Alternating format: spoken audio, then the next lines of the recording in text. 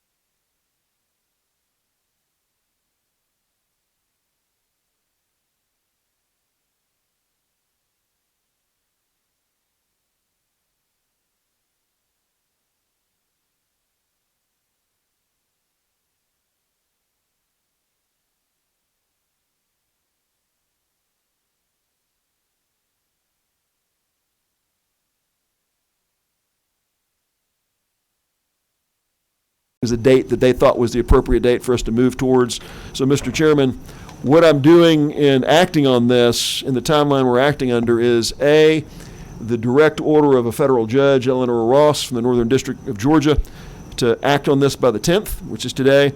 There's been an agreement by the plaintiffs and the Board of Elections. The 22nd is the appropriate day. So we are moving this forward without rushing, with great deliberation and thoughtfulness. This map is a product that's been worked on really since the order came down on the 14th of December to comply with all the provisions of her order, and put something before this legislature and the Cobb County that we can be proud of, that meets our Voting Rights Act obligations and other provisions that were specified by the judge. There are the comments that were made about it. But this map accomplishes that. And if it pleases the chair, glad to walk through some provisions, some specific things we looked at in addressing the judge's concerns that are captured in this map. I can go through those as quickly or slowly as you like, Mr. Chairman. But that's kind of the framing of the issue. Before I move forward, I just want to see if there's anything else the chair wanted to add. Thank you, Mr. Senator. Said if I can, I want to see how many people are signed up on that sign-up sheet you have, young man. Did I sign up real quick? You go right ahead, and then just pass the sheet up here to me. I want to see how many people we got interested in talking. I will tell you that I know that some of our members have obligations that they had committed to before we rushed to have the committee meeting this afternoon, and because 5 o'clock was our only opportunity. I want to be respectful of their time. So our goal is to get in and out of here by 5:45. So if I can get that coming towards me, just carry it up here, please. Thank you very much, sir. Mr. Chairman, as we're proceeding, I've got 4 people that are signed up to speak. Okay. So if you can limit your comments to the over the next say 5 or 10 minutes at the most. You got it, Mr. Chairman. We are, as we know, the Senate's a separate co-equal body from the House. The House members from Cobb County have rules that apply to their process. That's been raised before. Our process is one in which if there's 4 of the 6 senators from Cobb County, if there's 4 or more on a map, it goes through the uncontested bills and resolutions process. Before filing the bill, sought the signatures. Not to say that I won't get support from those senators, but it wasn't immediately forthcoming.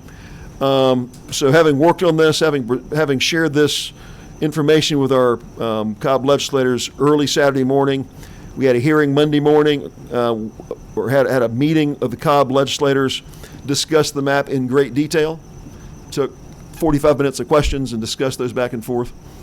Had another public meeting yesterday, also called by our delegation chair. We spent more than an hour and a half, about 2/3 of which was focused on this map and this plan, to specifically discuss among our members those issues.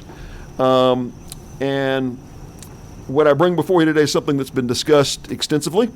Obviously, there will be some that think we ought to, follow some other process in presenting this. But what's before members today, again, is a plan for the Cobb County Board of Education. What you see in the middle of this plan, if you can see the map to my left, your right, you see Cobb County's boundaries. The white area in the center is the city of Marietta. You may or may not know the Marietta city has its own city school system. So the area that's represented in the center of the county is represented by Marietta City Schools. The colored areas around the county, those 7 colored districts, are the proposed districts, the 7 districts for our Cobb County Board of Education. Our Board of Education has 7 members. 4-year terms, and the 7 members elect a chairman from amongst them to serve as chair for a 2-year period. That's how that process works. Consistent with the judge's order, what you see is a plan that complies with the Voting Rights Act. I'm going to see, I've got a pointer. Of our 7 districts, what you see, and again, the colored districts are what is proposed. These dark lines show, I added this for purposes of context, Mr. Chairman. These dark lines show the lines of the existing districts from 2012, sort of the baseline from which this map is being presented. Again, those are the districts that were in place before 2022. The 2022 map is embroiled in litigation, so this 2024 map is what you see in these colored masses here, but it's relative to these lines. So you can see, this District 3 line complies very closely to the existing lines. And I'll start there, Mr. Chairman. Of these 7 districts from 2012, and again in this plan, there is one district that is a majority black district under the Voting Rights Act. District 3 in 2012 was a majority black district. It's continues to be a majority black district, and the lines of that district are very close. We had to make a couple changes to maintain population balances. But District 3 is largely maintained here, and that's the only majority black district that's required by Voting Rights Act across Cobb. Overall, the population equalization is strong across this plan. Historically, decades ago, these districts needed to be plus or minus 10%. That was narrowed to 5%. And in recent years, we've tried to get these plans under 1.5% to 2%. This plan is a total deviation, district to district to district. The total deviation of this plan is 0.84%. So the spread is very, very narrow from district to district. So from the perspective of proportional representation, this plan is very, very tight, very, very close. Working through other mandatory requirements in the plan, there's a list of mandatory criteria, and there's a list of what we call preferred criteria, best practices that are not strictly mandatory but that we follow. So criteria 1, complying with the Voting Rights Act, it does that in District 3. Criteria 2, equalizing population, it's less than 1% net deviation across the map. All geography within the Cobb County School Board is included here. We have contiguous districts. The only non-continuity you see here is islands that are created by the annexation of Marietta over the years. So those are sort of mandatory islands, but there's no other islands in this anywhere in these maps because being contiguous is a requirement. Also, there's no incumbent pairings. All of the incumbent sitting members of our school board have their own districts. There's no pairings made of incumbents. And then lastly, as we talked about, the requirement to initially pass this into law by January 10th, not possible. An agreement's been put in place among the plaintiff and our Board of Elections for January 22nd. I don't believe that's realistically possible either. That wasn't ordered by the judge. Those were the members so the judge is probably acted and approved on that. So those are the mandatory criteria. The preferred criteria, Mr. Chairman, splits of precincts. Of the 160 or so precincts in Cobb County, what's just happened to this map? Okay. The 2012 baseline plan that you see in these dark lines have 22 split precincts. We actually reduced that to 9. There's out of 165 precincts here with all these jagged lines, there's only 9 split precincts in this current map, moving in a very strong direction in terms of reapportionment principles.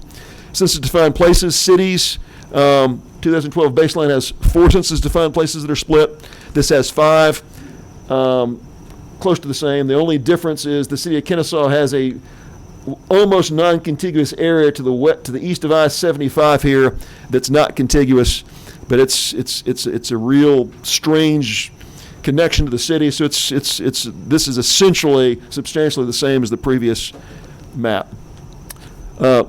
Last 2 things, Mr. Chairman, the preservation of the core. One of the reapportionment principles is preserving the core of the districts.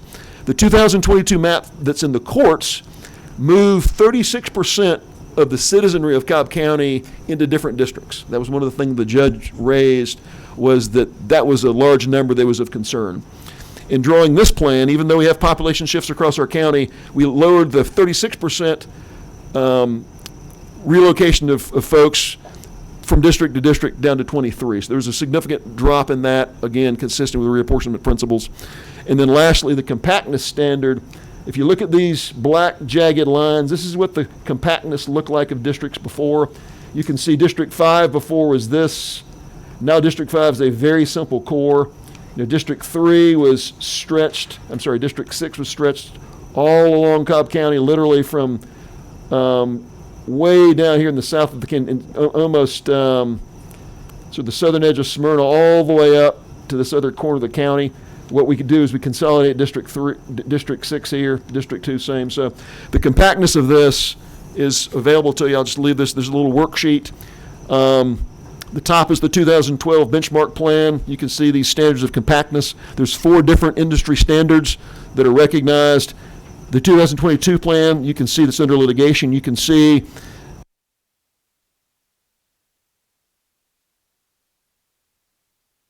standards are better than both the 2012 plan and significantly better than the 2022 plan. So by every measure of compactness that courts look at, and there are 4 separate industry recognized measures, every single measure is improved in this map over the 2012 baseline map that we started from.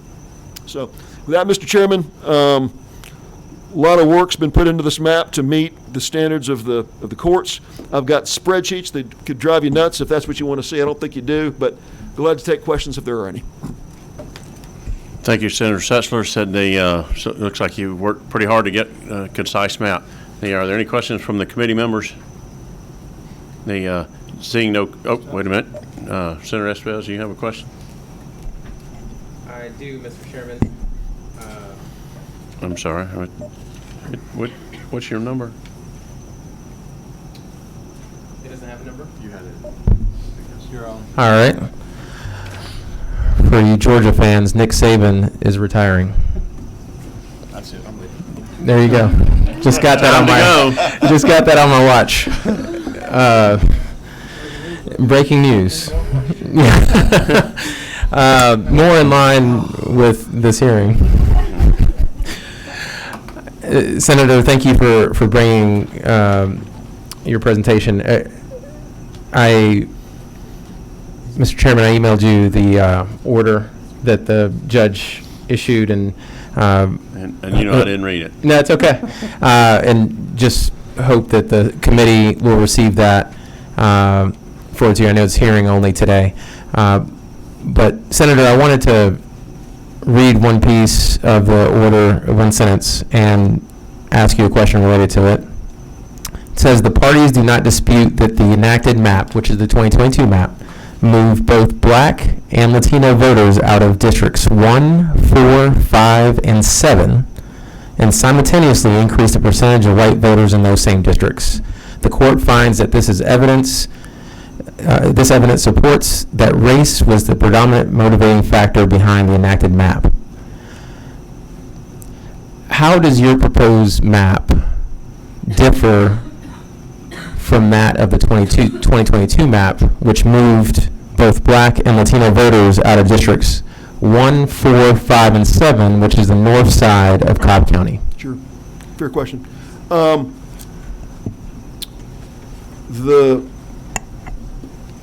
The map in 2022 created much more jagged lines here. The 2022 map has this District 3, instead of following this little trace here, kind of juts down and back out.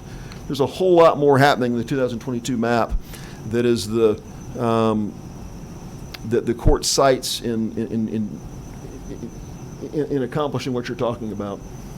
What this seeks to do is rather than making massive shifts where 36% of the county is moved, this reduces that to 23%.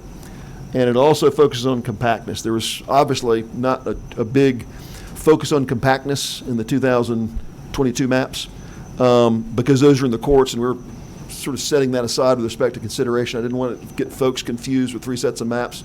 Those maps are not a basis of comparison for us. Those are things that they were useful for us to understand what not to do. That's why you see what you see here. What you see is you see much more subtle changes here in 3.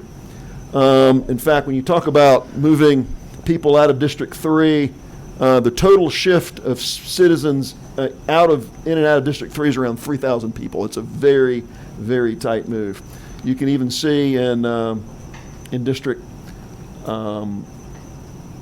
2 here, relatively modest shift. This is Dobbins Air Force Base, so this is a lot of land, but this is not a lot of people in this area. It's heavily populated on this edge. This is Dobbins, so this shift, you see much more subtle shifts in this map specifically for that reason.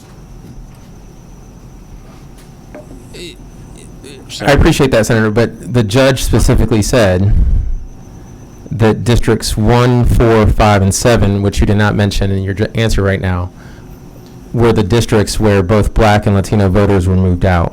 So I'm just asking how if she threw out that map, how does this map comply? Yeah. And we were both in special session just a few weeks ago, and one of the things that the sponsor of the previous maps pointed out were the black districts that were drawn and where they were drawn. I'm just asking, the judge pointed out districts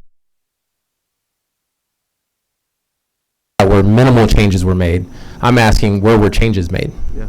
Well, I'm going to show you an example. I want to be respectful of the chair's time. Let me show you some statistics. What you see here is on your screen to your left, this is a matrix of total changes across districts, okay? It's summarized, and then it is, we see the breakout, exact amounts, and then percentages. So what you see here is in the 2022 maps that were frowned upon by the courts, for this statistic here, this is any part black. So this is black, this is black who also identifies as Hispanic. You see a retention of 71% of the African American population in Cobb County stayed in place, which means 29% shifted. Okay, that's what she's talking about when she makes her order. What you see now is the retention in this map goes from 71% to almost 84%. So you see a significant, if 29% of African Americans were being moved in the 2022 map, you see in this map just over 16%. So a significant drop in African Americans being moved around the map. And this is broken down by precinct. And that was a very important part of this. You can, in fact, if you look at oops, losing my spreadsheet here. Look, any part black was 71%, and so I mean, that means 29% of people in the 2022 map that was struck down in court were moved around. In this case, in contrast to 29% of any part black moving, again, it's just under 84%. So it's 16%. So we moved from moving 29% of African Americans in the county in 2022 in the map that was passed, that was struck down by the courts. We reduced that to 16%. We were laser focused on that issue to be compliant in every way we possibly could. It can't be zero, but we reduced it from 29 to 16. One last question, Mr. Chairman. And thank you, Senator. I won't pick through that answer. I'll move to the last point, which is that the judge raised concerns that the map was not brought through the local legislative process. This is a general bill, which is your prerogative. There were concerns that were voiced by both Republicans and Democrats yesterday about three key points. One was McEachern High School being split from Powder Springs, the splitting of Smyrna, and how Smyrna was split in your map, and then how Wheeler and Walton feeder patterns were drawn in your map. Again, those were concerns that were voiced by Democrats and Republicans. How have you worked to address those concerns, particularly because that's how the local legislative process typically works? You get whoever is part of that delegation together to work through issues, and everyone generally agrees. Given that feedback from bipartisan colleagues, what have you done to change your map? Yeah. Let me answer the root of your question, which is the use of school attendance zones is a central feature for drawing maps. If we were drawing a map from scratch that wasn't subject to a court order that says we have to maintain certain priorities of not moving things around, we might have drawn a map that was more tied to school attendance zones. One could say that the 2022 map was even more attentive to those kinds of things, maybe not in one area, but certainly in others. Because we're in a place where the judge was very prescriptive about the things we had to address, to address the very serious charge of moving black people around and other minorities around in ways that was seen as unacceptable by the judge, we had to address those issues front and center. We couldn't take secondary and tertiary criteria, which are meaningful, but not essential. We focused on the essentials in this map. That's why I was sharing that with you. One example of that, when you look right here, this map shows Sprayberry High School. Okay, Sprayberry High School located right here. Across the street from Sprayberry High School, another district starts. So the Sprayberry attendance zone, which is right here where my cursor is showing, is split in half by this map, okay? If you go here, Kennesaw Mountain High School, where my son went to school, Kennesaw Mountain High School is right on the seam between District 7 and District 1. This Kennesaw attendance zone is split and carved up by this map. And, I mean, the Kennesaw Mountain High School students will have 2 school board members. They won't have 4, but it's split right along that line. Likewise, as you go to the south, you raise the question of McEachern High School. McEachern High School is not right on the line. McEachern High School is in this attendance zone. McEachern High School, much like many of the other high schools, has their school attendance zone split among 2 districts. And it was raised yesterday in the discussion. But if you look across this plan, you have Campbell High School right here, right on the line. You've got Osborne High School. You have Osborne's right here. Pretty central within the new 2, but in the old line it was split. So Wheeler High School just north of this line. Our goal was to make sure that high schools had, where we could, have no more than 2 school board members. We didn't want 3 or 4. But the idea that we could contain an entire school attendance zone is just not realistic given the order of the judge. Thank you, Senator Setzler. In the interest of time, I'm going to ask you to recede, and I'm going to call on a couple of these folks that have signed up to speak. I'm going to try to limit them to 2 or 3 minutes. The first person looks like is Cindy Battles. Is Cindy Battles in the room? If you would, Miss Battles, come in and tell us who you represent. Let me do this, Mr. Chairman. Let me just shrink this down so we can have it visible. And I will yield.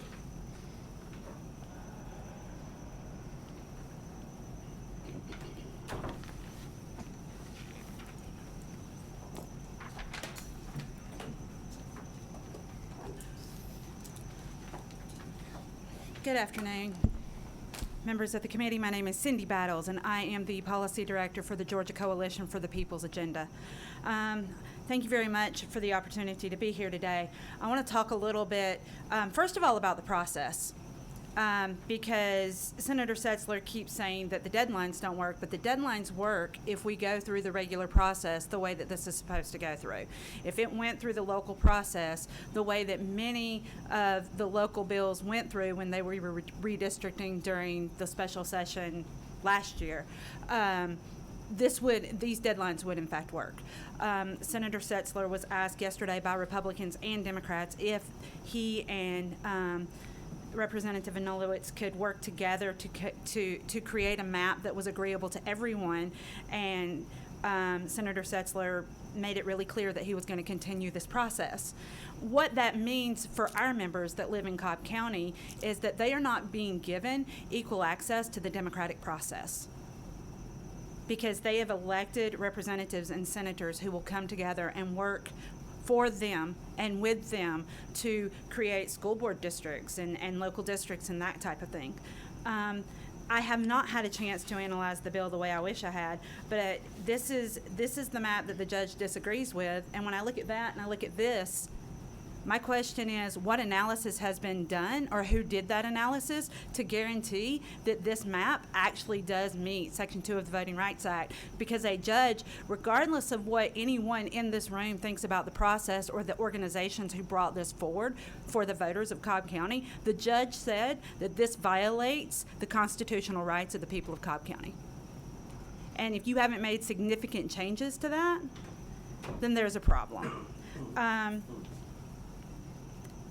Given that the fact that the senator is here, I'd love to use the process to ask what functional analysis has been done. Do we have an analysis that his proposal does meet? Because what's going to end up happening if we get whatever process we go through, if it doesn't meet Section 2 of the Voting Rights Act, we're going to be here for another special session? And my other question would be, who drew this map? Because he keeps saying we worked really hard. But I know on Monday, we didn't even have an LC for this bill. The LCRO, when we went and asked for the information in the shapefile for Senator Setzler's map, didn't have it. So I have significant questions about the way this is done. I have real concerns about the fact that, and I appreciate Senator Estevez bringing this up, Republicans and Democrats of the Cobb County delegation have raised objections to the way that this is going. So I'm going to ask this committee to not move this forward and let it go through the local resolution in the way that it should go, so that the voters of Cobb County are represented by the folks that they sent up here to represent them. Thank you for your comments, Ms. Battles. Next is, looks like Michael Garza. Is that correct? Yes, that's correct. Thank you. Who do you represent, Michael? Okay, my name is Michael Garza. I don't represent an organization. I'm just here. I'm a resident of Cobb County for over 20 years. I have a daughter who's a first grader that goes to Cobb County schools. This is my daughter. She's going to be governed by this map until she's in high school. I'm also here as a member of the Latino community, community whose constitutional rights were violated with the 2022 map, and who is looking to have those rights restored with this new map. Now, I don't want to get into talking about too much about Senator's map, but I did notice that he mentioned that the movement of Black and Latino voters, but even with this map, I noticed the figure 74%, which means 26% of Hispanic voters were moved in his map. Now, our school district it's a complex district. We have a lot of challenges. We have great educators. My daughter goes to a great school, but we do have some challenges. We have partisan leadership. We have leadership that silences the voices of students, particularly students of color. We've even had an issue of officials who have spied on students who have come to speak at public comment. And so I'm not here to ask you all to solve these issues because you're not really equipped to do so. They talked about the Wheeler feeder patterns. I don't know if I asked any of you to tell me about the Wheeler magnet program, that any of you could tell me about that, because most of you live hundreds of miles away from Cobb County.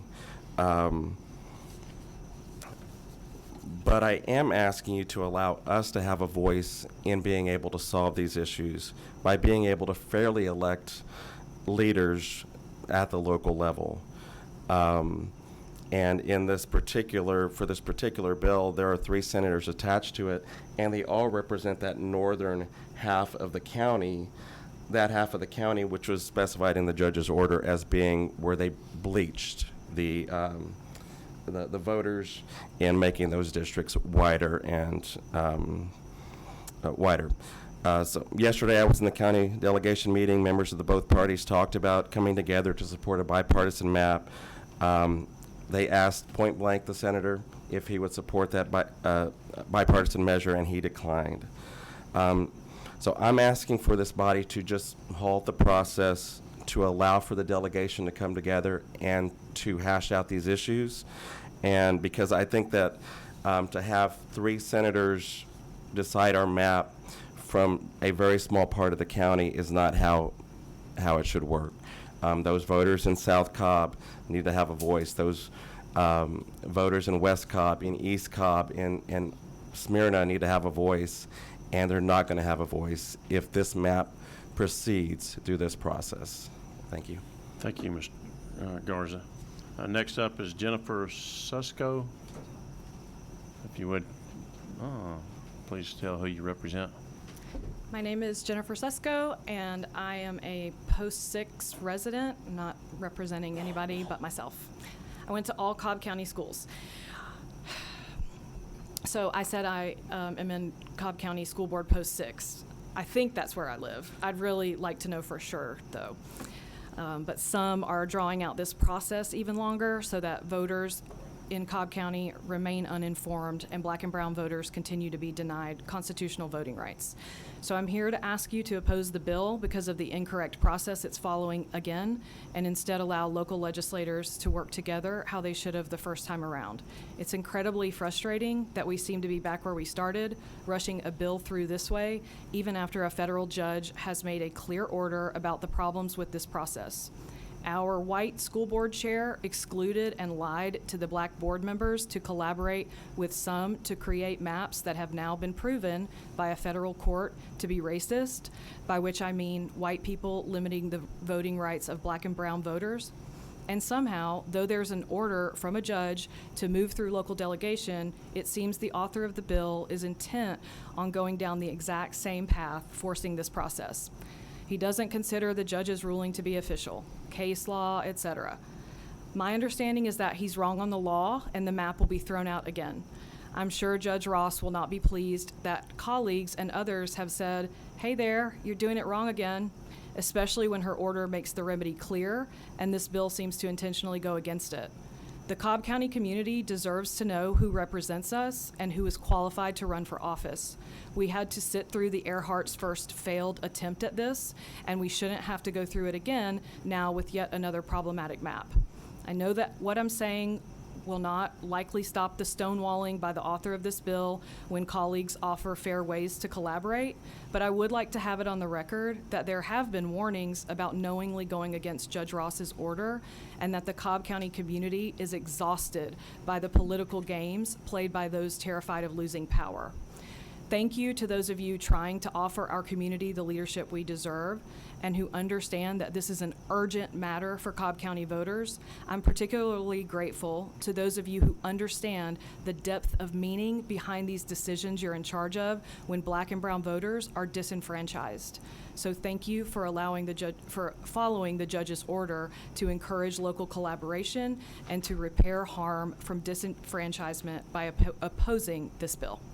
Thank you. Excuse me, Ms. Susko, would you answer a question for one of my committee members? Oh, I didn't know that was part of it. Yeah. Wow, they don't do this at the school board. They don't Yeah, interact with us. So. we interact here. Okay. Real quick, If the chair allows it. if the chair In allows this it. case, we're going to let our whip do that. I'm curious, you used a word that always perks up my ears. Was it racist? Yeah, the judge That's said why this I in the said- order. No, I said that, and then I said by which I mean white people limiting the voting rights of Black and brown voters. Okay, And well, that's who that's did just it. that's just a word that gets overused a lot. That's and so why I said what I if you'll meant let me by it. finish, please, if you'll let me finish. So it's a word that gets overused in here. The word has an actual meaning, I'm well aware of it. as am I. And so when you said it and we're talking about the judge's order and this kind of thing, I was wanting to know, I was going to ask for a reference into the judge's order, but the judge did not use the term racist. Is that correct? I don't know. Okay, you answered my question. Thank you. Sure. The last on our list is Gabriel Sanchez, I believe. And who do you represent, Mr. Sanchez? Just myself. Okay. Hi. Hello, everyone. My name is Gabriel Sanchez. I'm a candidate. I'm a Democratic candidate for State House 42 in Smyrna, Marietta, and Cumberland. And I'm here today as a Cobb resident, someone who was born and raised in Cobb, and an alumni of Cobb schools, as well as a lot of younger cousins who currently go to Cobb schools. I really am concerned about these maps, and I'm actually, before I ran for office, I've actually worked in redistricting advocacy work since 2021. So I've been pretty involved in the process of the last 3 years. And I just want to say, here we are again. 2 years later, almost every single district in Cobb County, except for the municipal districts, are ruled unconstitutional and have to be changed. Nearly all of those maps were drawn by the Republicans in this body. So this is a problem of your own making. We are here because of the maps that you all drew 2 years ago. You were warned over and over again that these maps were not good, yet steamrolled ahead, bypassing the typical process always done for local legislation by not following the majority of the Cobb delegation and steamrolling your bill ahead. So why should we trust the people who made the maps that led us here to draw the new maps again? This is the definition of insanity, is doing the same thing over and over again and thinking we're going to have a different result. Because once again, we're bypassing the Cobb delegation to steamroll this map through because it benefits the Republicans. I would love to give more numbers and analysis on this, but unfortunately, due to the secrecy of this process, I am not able to give you that information. But based on the track record, I don't have a lot of trust that this is actually going in a good way. To me, if there wasn't really a problem with these maps, then why is the author not willing to work with others to compromise? If there was no problems with the map, I feel like they would be more open to compromising and working together to make a map. But instead, you seem really intent on pushing this map for some reason. This is why I believe we need independent redistricting commissions, because clearly this body is not able to draw their own maps without having to go to litigation every single year and waste taxpayer money and waste all of our time. Because we're in 2024 and we're still dealing with redistricting. This is a shame. This shows just how ridiculous this body is and how unable you are to actually draw fair maps for the people of Georgia. So I plead with you, let's do the process right this time and put Cobb County residents first, not y'all's party, not your own power, the people of Cobb County first, to make fair maps that align with the court order. I would appreciate it. Thank you so much. At this time, I'll ask the senator to come back up, and because he's asked for a hearing on this bill and trying to comply with the judge's orders and as much as we could. What's your desire, Senator? Mr. Chairman, if it pleases the committee, I'd love to have a motion to pass and act on this today. I'm glad to address some of the questions that were raised by the people that testified, or I would just leave it to the chair. In a quick blitz through that, just a very quick blitz, Mr. Chairman. The judge set the timeline. We did not. We're not rushing this process. We're simply trying to comply with the court order that said January 10th, and now it's January 22nd. We don't ignore that. It was a substantive core part of the judge's order, and we're operating on that timeline. Myself, Senator Kirkpatrick, and Senator Albers all support acting on this. The member of the Cobb delegation yesterday that raised the question was a House member who declared herself the adult in the room, and she said there needs to, in her opinion, needs to be more dialogue. After 2.5 hours of meetings, myself, Senator Kirkpatrick, and Senator Albers are both resolute. We've put an extraordinary amount of homework into this.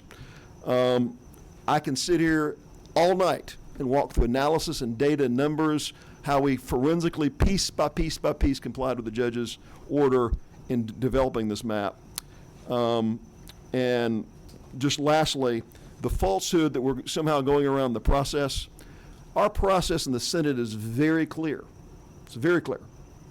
Is if you have a majority of, for example, if we have 4 legislators that sign the map, it goes to the uncontested bills and resolutions calendar. If you don't have 4, it goes to this committee process we're facing today. The premise that we're sidestepping this process is falsehood. It's being flamboyantly shared here by people in this committee hearing. Perhaps, I don't want to speculate, perhaps there was some unclarity about our internal process in the legislature for how bills are moved, but with respect to the Senate, we are following the process. And I appreciate the chairman scheduling a hearing, and I think, again, on behalf of myself, Senator Kirkpatrick and Senator Albers, who are resolutely in support of the homework that's gone into this bill, I would ask for your favorable consideration, Mr. Chairman. I appreciate your request. One of the things that your request is a little bit late in the fact that we advertise this as a hearing for this bill. Said we didn't advertise it as the bill, that we were going to have a vote on the bill. I don't like to confuse the public, and because we're not going to make the order of the judge to meet that timeline, the hope that you can allow us to hold this, and we'll bring it up to our next committee meeting, and I'll be glad to schedule that as quickly as you and I can get together on timing on that. Are there? I know that Senator Mallow, you have a question. Chairman, thank you, but I would be happy to yield to the majority whip. It seems that he was eager to go. Well, he's always eager to go, and it is getting closer to our time to go. So it's the glasses. Senator, I'm concerned, and it was brought up on a couple of occasions, about the analysis that was used to come up with these maps. So, is there an explanation or a roadmap that you can provide to us prior to a committee where we may vote on this or not vote on it, so that all committee members could understand exactly what process was used to determine population and to all of the factors that we normally use when maps are created in this building, using the resources that we have? Happy to, Mr. Whip. Love to do it in an open process like this. There's been a suggestion by other members that we peel off and sort of huddle in a room and discuss map options. I don't want ex parte meetings where we're meeting, and I want to do it out in the open. We had 2 open meetings about this. It was raised by members of our delegation. Why aren't we getting together and meeting on this? We met for more than an hour on Monday. We met for more than an hour and a half yesterday. Discussed this map in great detail. I'll stay as late tonight as anyone wants to stay and walk through these numbers. You won't see me be here with you. Said they, And again, very, very briefly, we have the compactness numbers here. 4 criteria. We applied 4 criteria of compactness. We've got the voting blocks we maintain. We've got the core retention numbers that I've got in this matrix. Well, and my point is there's a science to this. Yes, sir. And I think everything should be on the table. And so, not saying that you did not follow the science, but I do think the science has to be a part of the discussion so that we ensure that it is transparent and that nobody on this committee is confused as to what science was used. You betcha. Thank you. I'm here. Well, it seems that after yielding, he wants to come back again. So, Senator Mallow, if you want to address a question, I'll be glad to take it, but let's be quick. Well, listen, coming up I-16 is not as fast, but I yielded to the majority whip because I knew where he was going to go, and I want to close with these comments, Mr. Chairman. In Chatham County, we have a evenly split delegation, and we had the same issue with maps, but we didn't have to go through a general bill process. And the reason is we did go into a room, and Derek Mallow and Representative Jesse Petrie could find some commonality and some common ground. And I think that could happen, but that requires the political courage and the fortitude to set aside what you come in a meeting with so that we can find a way to find that common ground. And it requires hearing both sides, and if you both are angry when you leave a meeting, then that means the job is done. But to be a member of a delegation and you come and hand someone a map without taking their feedback, that doesn't quite always work so well. And I think this body has the opportunity to set an example that we can do that, and we should try to do that as often as we can, Mr. Chairman. And so with that, I would hope by this time in our next committee meeting that the other 3 senators that represent Cobb could have some agreement and consensus on this situation, and it could be on the consent calendar. Senator Mallow, your wisdom is so appreciated, and thank you for your comments. At this time, we're not going to take a vote on the bill. I'll be glad to work with you on scheduling a vote on the bill. I do agree that it is one of those things that I think our committee members would like to see a little bit more information. And be glad to work with you on passage of your bill. With no further other business, we stand adjourned. Thank you very much for your attendance.